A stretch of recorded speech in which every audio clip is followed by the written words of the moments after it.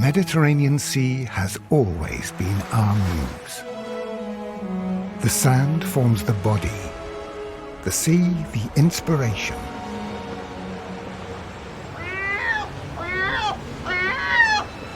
The sea in a room.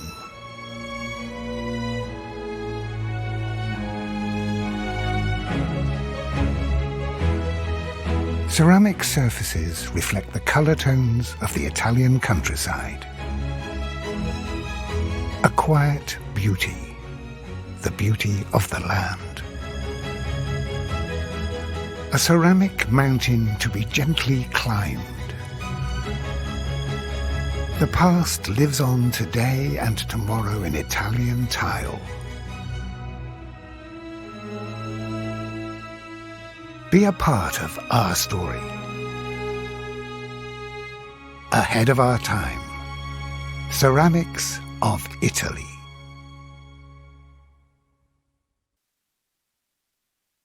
Good morning, and thank you so much for being with us here today at Coverings, both in person, which is so exciting, and for those of you streaming in, we're so happy to have you, and it's been an exciting show so far. Day one was amazing, so looking forward to another great day.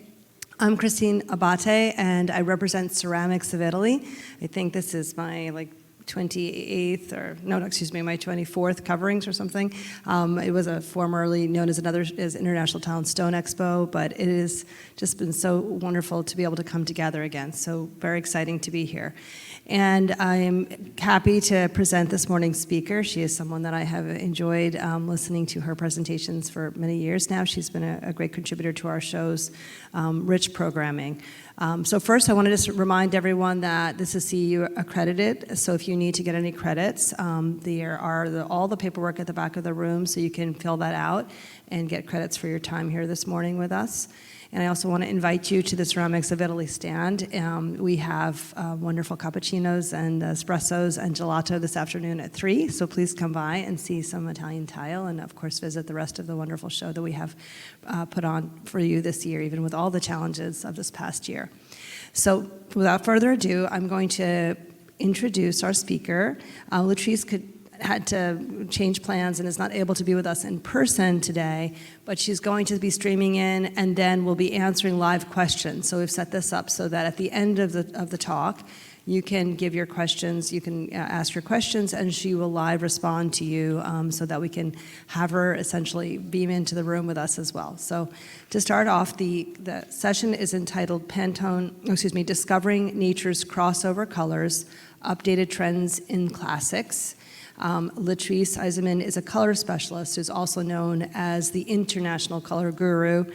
She's helped many companies to make their best color choices for the success of their products or environments. And she's the executive director of the Pantone Color Institute, and internationally recognized as a largely influential person in terms of color. She's written 10 books on color and delivers seminars worldwide. She's also a sought-after speaker for color trends, the psychology of color and its usage, as well as consumer color preferences. And she heads the Eisenman Center for Color and Information Training. So thank you so much for being here, and let's enjoy our color session, and then we'll look forward to hearing your questions. Thank you.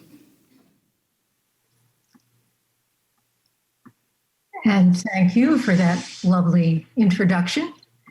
The first slide that we're going to be seeing is the AIA CES provider statement, which has already been mentioned to you.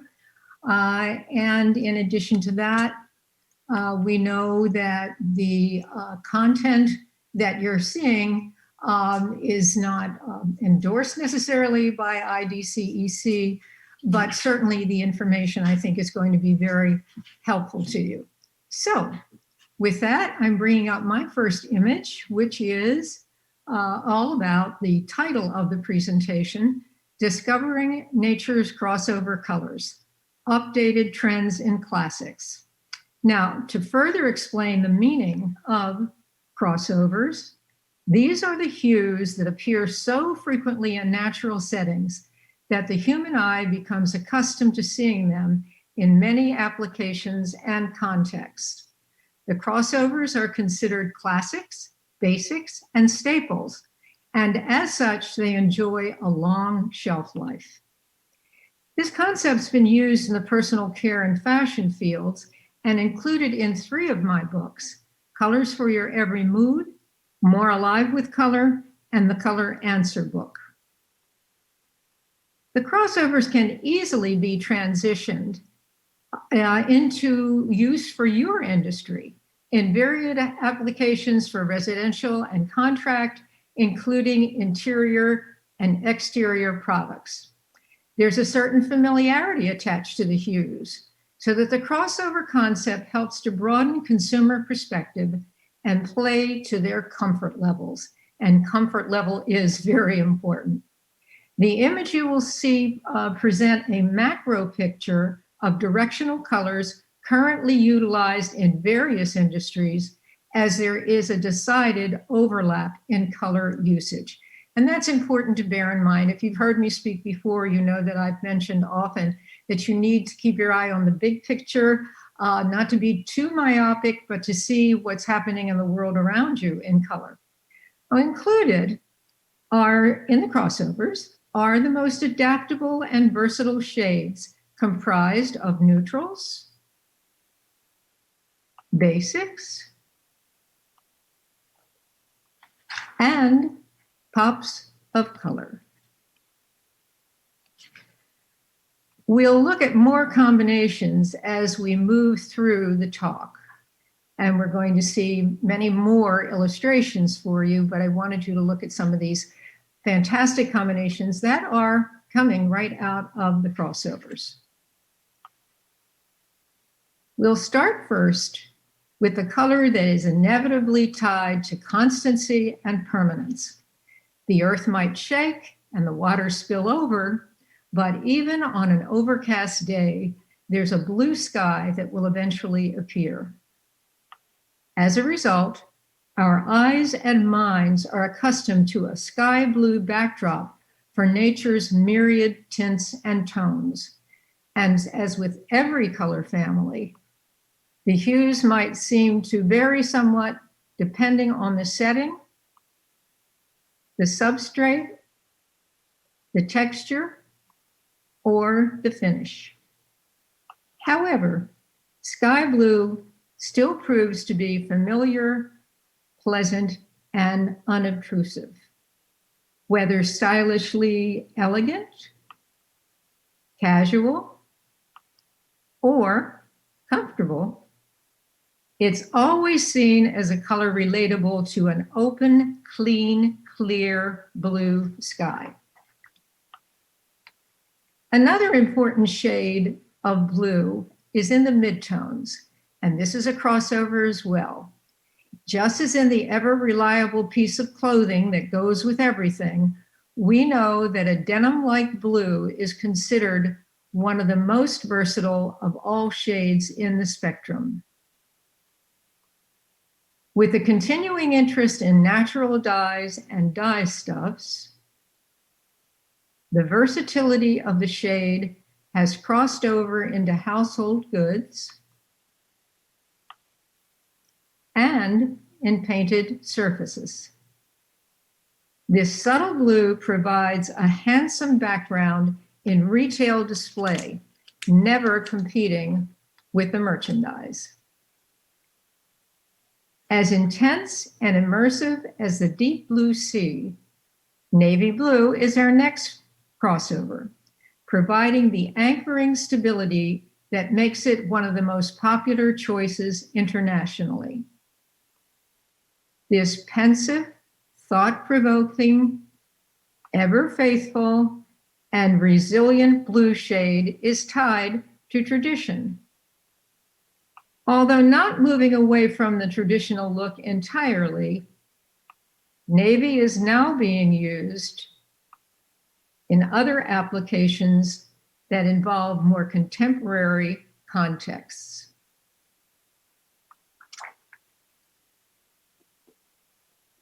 As the blue family starts to transition into an undertone of green, it's a tasteful teal that provides the perfect connecting link. Not quite turquoise, displaying a bit more depth and subtlety. It's a pleasing range within the blue-green family in several substrates, painted surfaces and textiles, ceramics, in artful accessories, and in lighting. Teal is considered compatible to both classic or contemporary settings. And now we go to the crossover greens. Starting first with the deeper, verdant, and more stately greens is the shade called Pine Needle. Because of the heavy interest in the preservation of natural resources and all things green, the foliage shades have recently resurged. Long associated with old world styling and old money, I might add, and executed in sumptuous fabrics. It's a favored choice in wall coverings, tile, and more recently translated into home accessories. This deep shade adds weight and a feeling of permanence to interiors and to exteriors. A special note about the green family. As the human eye is accustomed to seeing various shades of green in natural settings, it's often used with a variety of other hues. As every landscaper and floral designer knows, greens work beautifully in a multitude of color combinations. It is Mother Nature's most ubiquitous neutral color, even though many people don't think of it as a neutral, it is, often adding an impact or depth into a setting. It is the olives in the yellow-green tones that have gained popularity in the last several years. And here we see several applications and several products. The first of the lighter neutral greens in the crossovers is called seagrass. It's especially pertinent today as there are real efforts being made to preserve the grass for the benefit of marine life. And like every useful neutral, it is an easy color to use in interiors where it can be considered either functional or artful, especially as a background for artwork. Pale khaki is another nuanced neutral that is equally adaptable.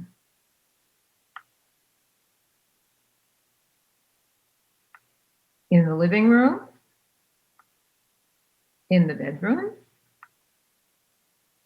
in the bathroom, or in the kitchen, pale khaki can always find a home. From the greenish tones, we move to some of the most expansive crossover categories. The first being the definitive neutral called bleached sand, a staple in fashion. It's also a basic in household goods and in furnishings, both indoors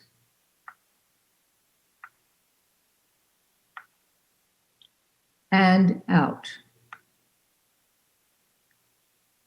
The next important crossover neutral is light taupe, the color that is often given names of mushroom varieties.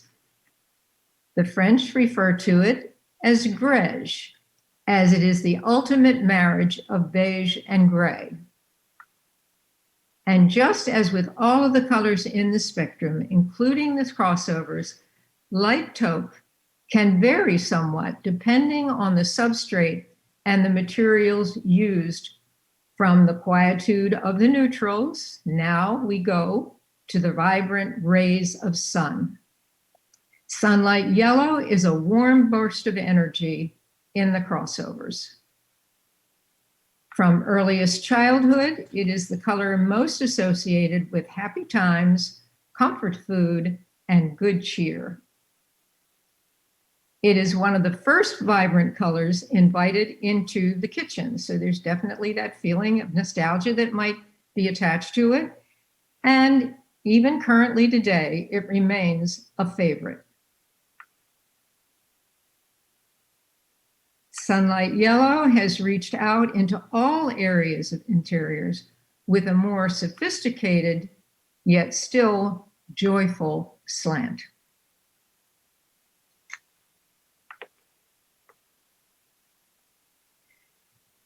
The next vivifying hue is true red.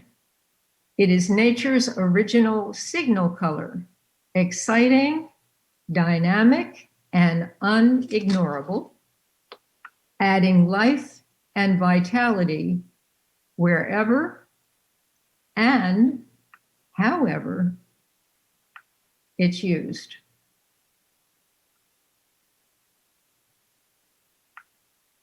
True red stimulates the eye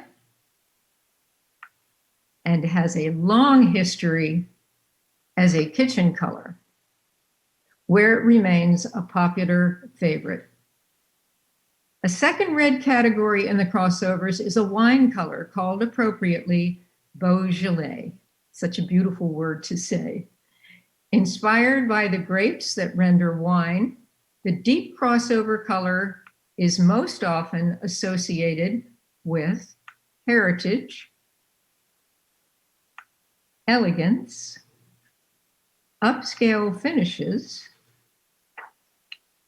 furnishings, and fabrics, especially in leather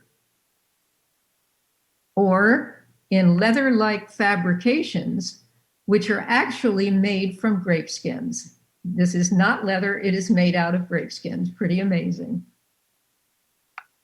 The use of this rich dark tone adds an upgrade to everyday materials or products.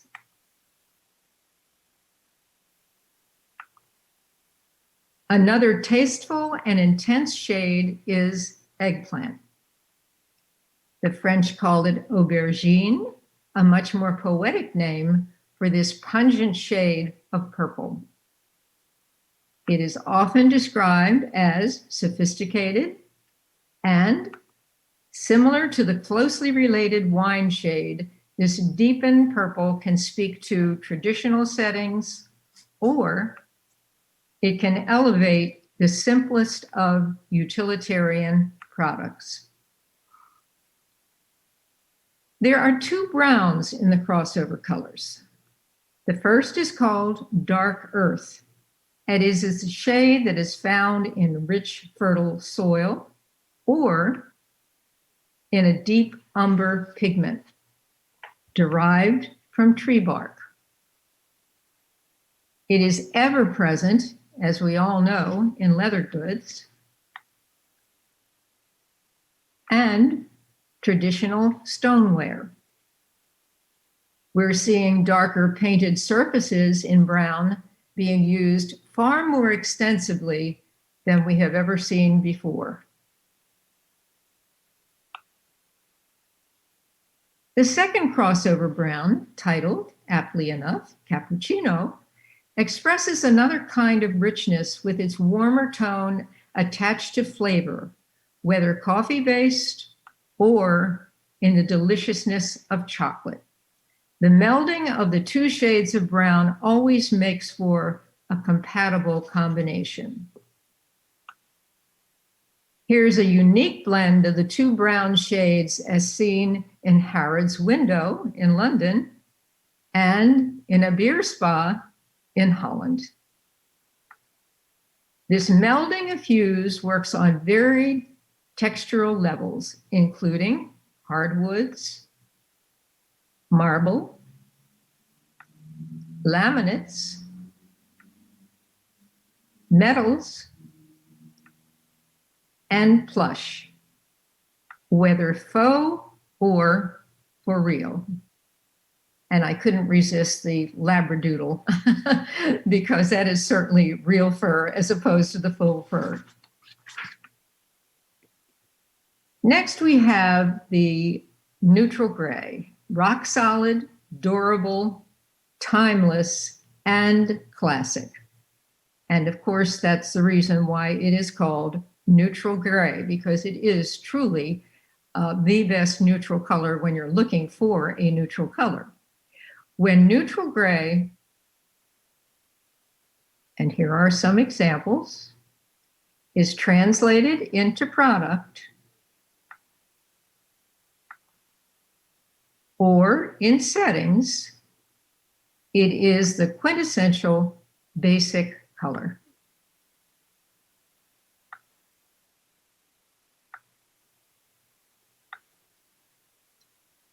Charcoal is the second crossover gray. A newer introduction into the wellness movement, both as product and as hue. Charcoal is seen as a staple in surface treatments, both in residential as well as in contract usage. And now moving from charcoal into black, of course, inevitably attached to the color of night. Stealthy black is perceived as the ultimate in power, strength, and durability. No matter what size and shape it might take, black is always considered the essence of sophistication.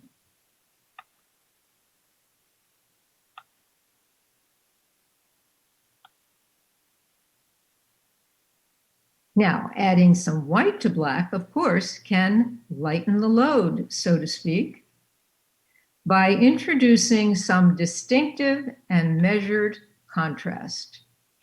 And again, a classic favorite for many years, but here seen in some very different kinds of contrasting pattern.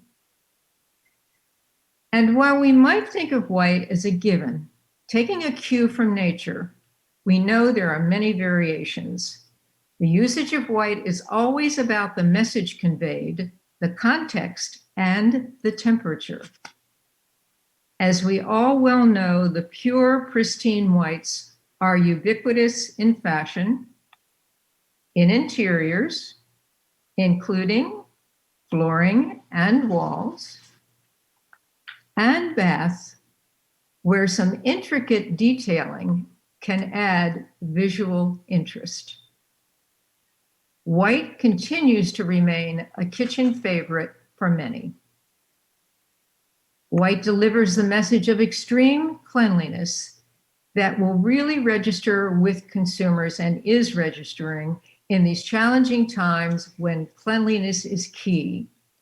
Because of their high reflectance value, the snowy whites are viewed by the human eye as dazzling. Pure white speaks to the cool essence of minimalism and simplicity. Yet it also lends itself to intricate detail with shadowed effects. While off-whites, especially warm, creamy tones, are viewed as neutrals or achromatic. The cream colors are perceived as more relaxing to the eye, easy to live with, and compatible to casual, classic, or contemporary looks. Now, a bit of a word of caution, however. Mixing cool whites with warm whites, even beiges, is not recommended as they can look dingy next to a beaming white. As a result of trend directions emanating from both fashion and cosmetics, occasionally there are colors that are treated like crossovers. Currently, there are somewhat pink blush tones, as we are seeing here, as well as the warmer rose tones, functioning like versatile neutrals that will blend with all of the established crossovers. And now for some thoughts about combinations. Combinations, including crossovers, are always compatible, and that's important to remember. You can't make a mistake when you are utilizing the crossovers in combinations, whether in subtle tones, as we see here, and these are examples of the crossover colors out of the crossover fan guide. Here are lots of examples of some very soft, neutral, softly contrasting examples of the usage of these colors. They can be contrasting with a slightly more impact. Again, you don't want it to get boring, so we're going to have to vary some of the texture and sculptural interest. But then, of course, we can do contrast as well. And the contrast will always add some intensity to a neutral combination. Here are some great examples. Crossover colors can also combine into unique harmonies, and this is certainly a unique harmony. Now here's a usage of that true red. You were probably wondering about true red, nature's signal color. However, when we see it in context of usage with other neutrals, we see how effective it can be. Here with a pine needle green, the red, and the charcoal almost going into the black.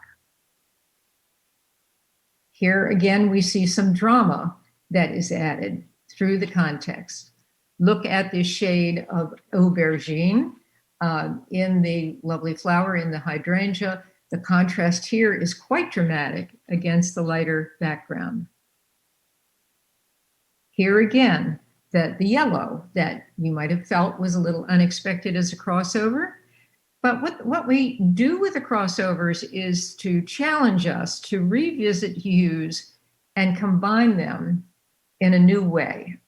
So it's a challenge to the designers out there, to the architects, to those who make products, to see how you can use this comfort level to your great advantage. You know that the consumer has a comfort level with these colors, but we are constantly challenged to make them look new and fresh. And the crossovers certainly help you achieve that goal.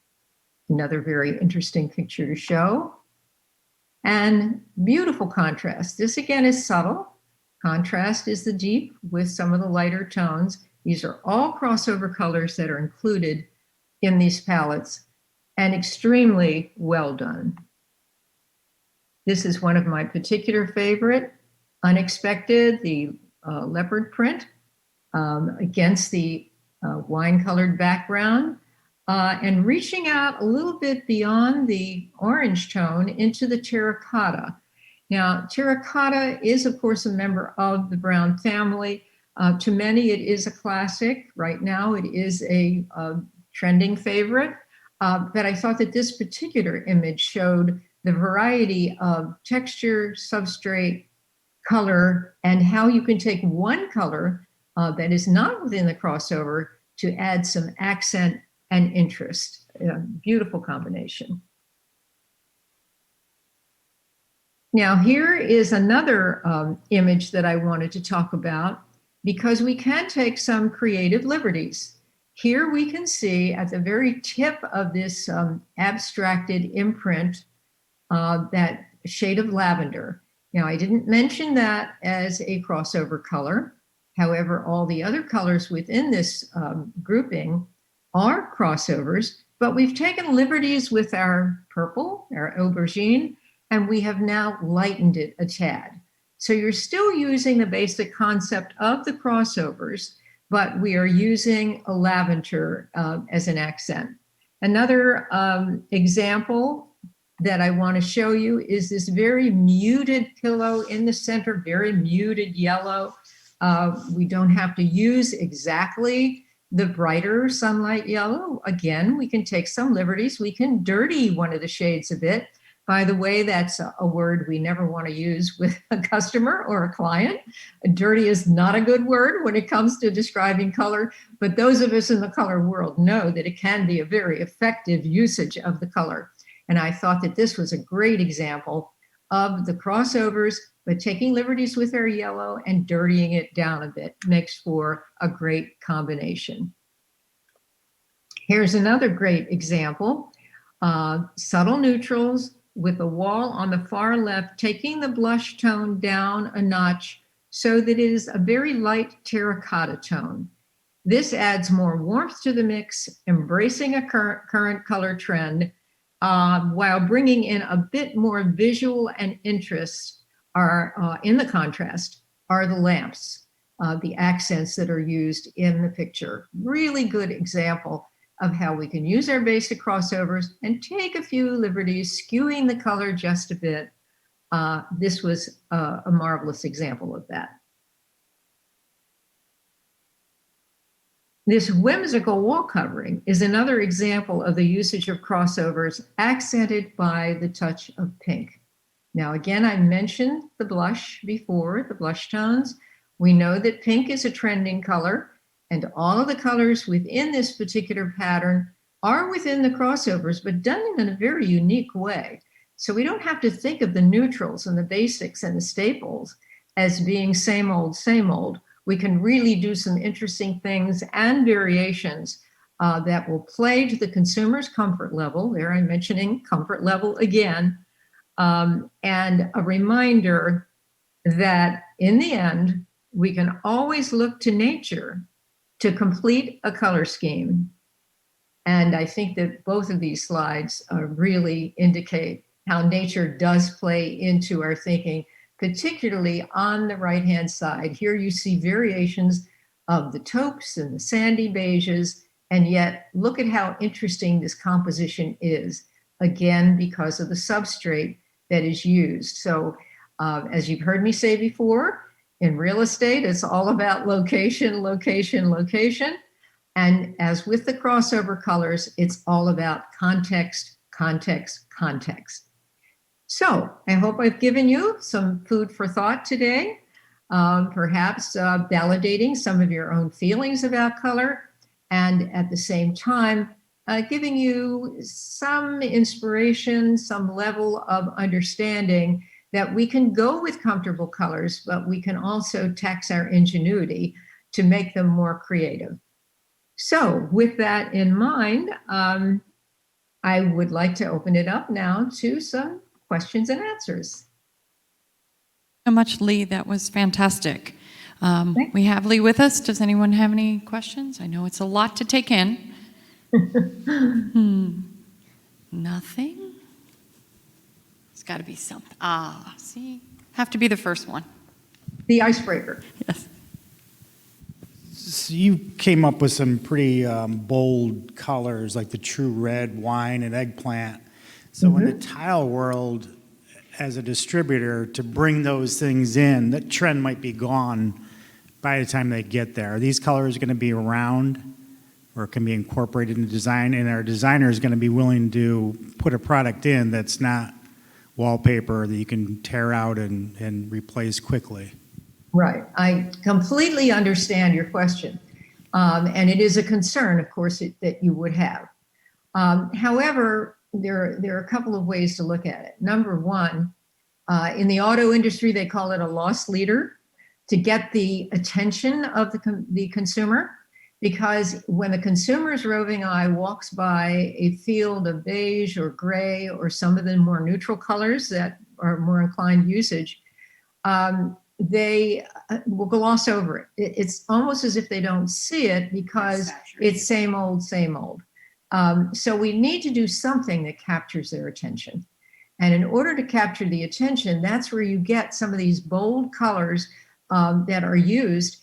And they are really classics. When you think about it, Colors like the eggplant, the wine, certainly are classic colors. And even though it may be a stretch for some people to think of True Red as a classic, it truly is in certain, especially in certain applications. I mentioned about in kitchen application, even in small appliances where it's hard to, ever go into a store and not see some red small appliances. So they do have a longevity factor. We're not talking about all bright colors as crossovers, but the ones that have been selected for these crossovers actually are those that have displayed more longevity in the marketplace. Great, thank you. Anyone else? I would like to mention one thing too, and that is that for those of you who are interested and you would like a list of the crossover colors, we can certainly provide that for you, because I know, as was mentioned, it's a lot to take in at all one time. You have to kind of absorb it. And it is helpful to be able to have the Pantone names of those colors that are listed for you. And I'd be happy to provide that for you. If you send us an email, we can handle that for you, and we'd be happy to aid you in that effort. Thank you. Anyone else? All afraid to ask a question? Too early in the morning? Too much time out last night? Questions and answers are always kind of a challenge, because nobody ever wants to come up with a question that they feel might be considered, dumb. We've all been there, right? But honestly, there are no dumb questions. Sometimes there are dumb answers, however. I hope mine are. We do have one. Hold on, Lee.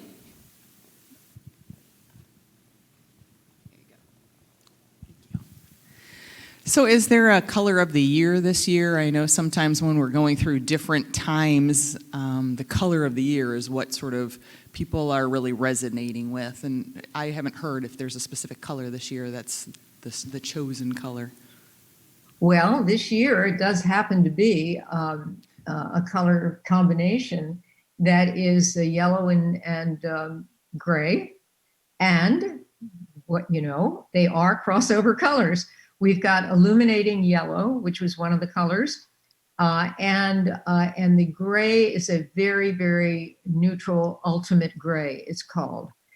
So they come right out of the crossover colors. And interestingly enough, when we choose the crossover colors, not the crossover colors necessarily, but the color of the year, that we were thinking in terms of longevity, of stability. We were thinking of those elements in society today, because the choice of the colors is always symbolic. We're seeking that ray of sunshine, the light at the end of the tunnel. Everyone's looking for that, a reason to smile, a reason to feel more cheerful. And that was one of the guiding factors in choosing the yellow, which happens to be color of the necklace that I'm wearing today, and against the ultimate gray, which is always that rock solid foundation, which again, in an unsettled world, we need more of. So it's very symbolic. It's a good question, and it plays right into our crossover colors. Thank you. Anyone else? I'm not seeing anything, Lee. Anyone else? Questions about crossover colors? Questions about color of the year? Hold on just a sec.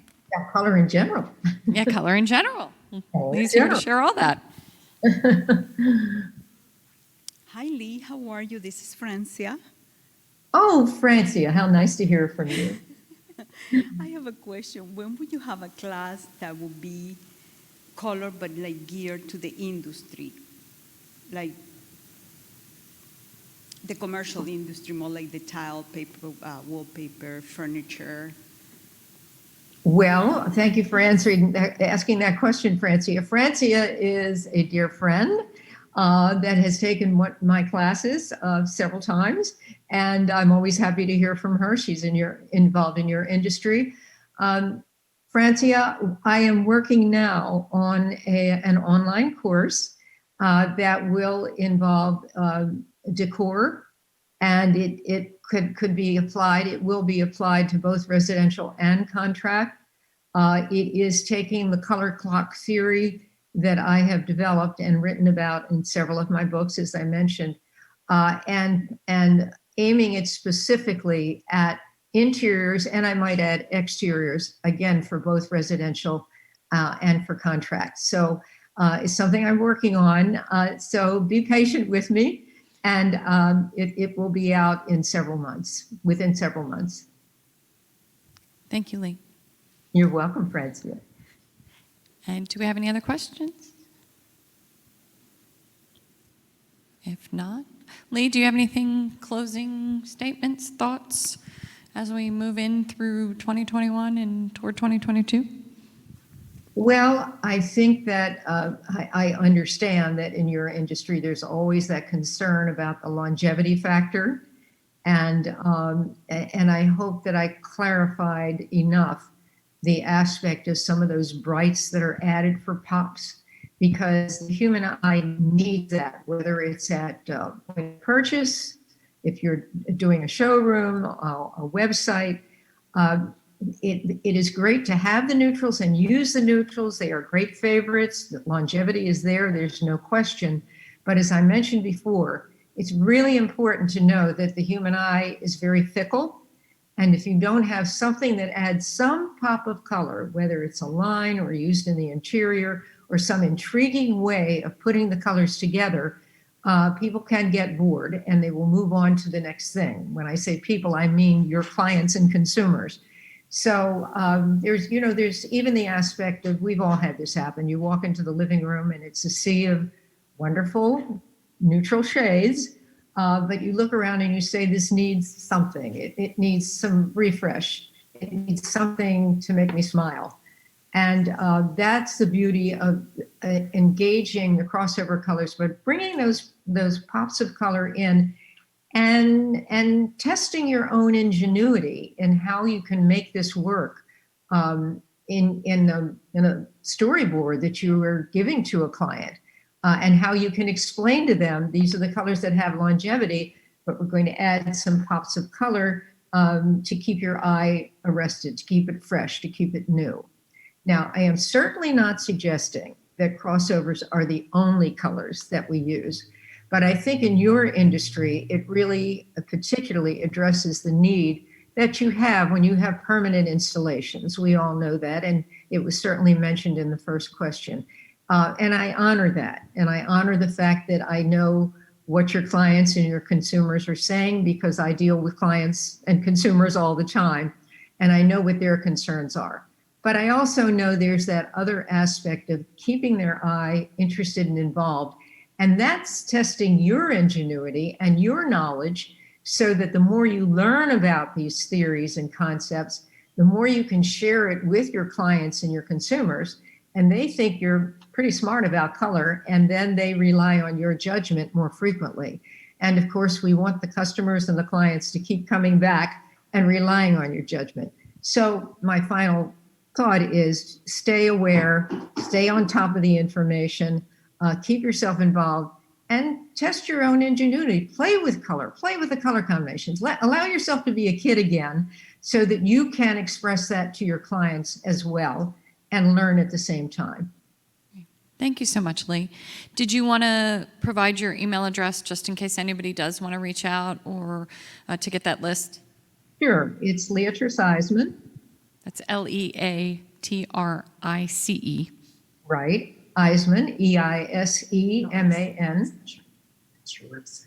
Yes, my website.com.